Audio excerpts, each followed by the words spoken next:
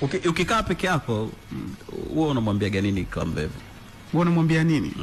Apambane asishuke, kwa sababu watu wengi wanatamani wamuone ameshuka, wanatamani wamuone anaomba msaada, kwamba jamani naomba msaada, ili waanze kusema kwamba huyu alisema anaingiza bilioni 2 huyu.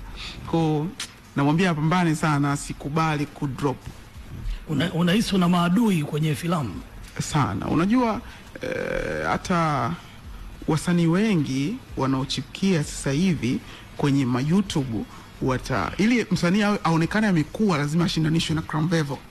Unajua hilo? Ili msanii aonekane mkubwa lazima ashindanishwe na Clambevo. Kwa hiyo nina maadui wengi sana na najitahidi kuwa prove long, kuonyesha bwana mimi mwanzilishi nitabaki kuwa mwanzilishi.